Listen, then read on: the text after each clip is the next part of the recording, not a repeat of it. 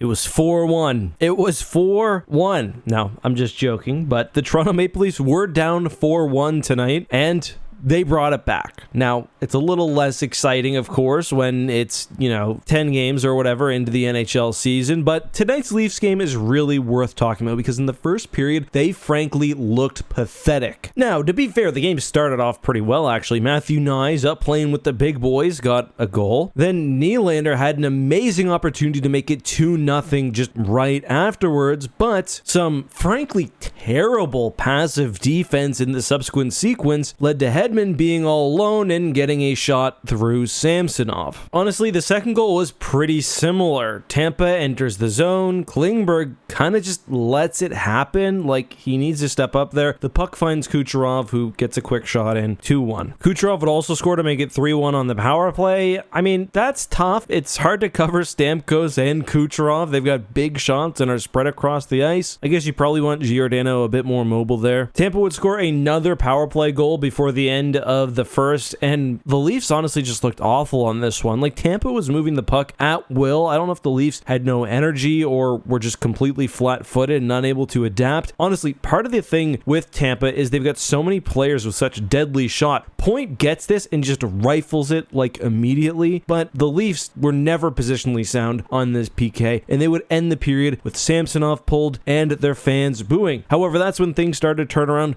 probably because I tweeted, probably because I texted my dad and talked about how dog shit the Leafs are. But Woll would step in, he'd make a couple of quick saves, and the Leafs would go on to score 4 straight goals, 2 in a row from Austin Matthews, of course. That line with Knies really looked good, especially the hustle. Matthews trying to get the crowd pumped up after the second one. Then, to start the third off, 2 goals in 8 seconds, one from Yarncroke, assisted by Robertson, who was on call-up, then a second from Marner to put the Leafs up 5-4. Knowing the Leafs, you probably will not be shocked to hear that Tampa did manage to tie the game with just over 2 minutes left. However, in overtime, Yarncroke would get his second off what was at first just a beautiful quick rush by Nylander, then of course the excellent pass by Riley, tip in by Yarncroke, and that was game. And the Leafs won, and of course they won it with my friend, the tanned goatee man, in attendance. But if you watched the game, let me know what you thought. Let me know what you think about the Leafs generally. They're so wishy-washy. Maybe that's not the right word. I mean, obviously streaky based on how this game went. One thing that I was actually pleased to see was that the Leafs are standing up for each other. There were a couple instances where the full lines on ice responded when they needed to, rather than hoping that Reeves will take care of things. I think that's what the Leafs really need, team toughness, not just a couple of individuals who can throw hands. But that's all for today. Now, of course, we are expanding the Ek Empire. If you want to watch a basketball video, we've got one up on Wembanyama's game tonight. He got blocked. I've also got another one that should be uploaded before this evening. And if you want to check out some NFL content, we covered Sunday's games, including a really kind of crappy hot mic moment. But see you guys later.